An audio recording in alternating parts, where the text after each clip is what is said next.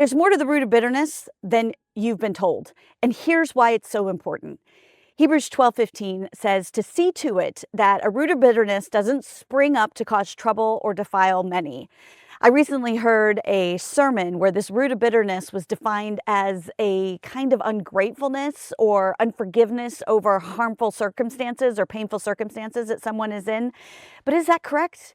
I recently did a video where we looked at the context of this root of bitterness from Deuteronomy 29, where Moses describes this root as a kind of person who defies God and does what he wants to do and still expects God to bless him.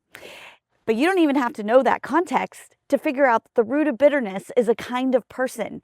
You just need to keep reading to the next verse in Hebrews. The verses continue in Hebrews 12:16 and 17 to warn us about sexually immoral people and godless people like Esau.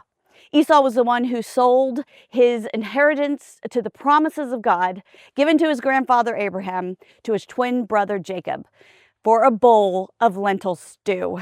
Genesis 25 tells us that he despised that inheritance from God, and yet he still expected God to bless him.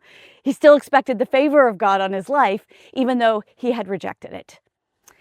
This is why the context of the root of bitterness is so important, and we've got to get it right.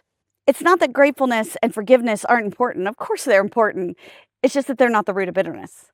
And when we get the context wrong, we miss the warning that God is giving us about certain people who are godless, who do what they want to do, put their own comforts and desires above what God expects and wants from them, and still claim to have the favor and blessings of God.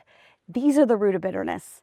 These are the ones that we're warned about to get out of our midst, to save us from a world of hurt and trouble. Follow along with me as I look at what the Bible really teaches about bitterness.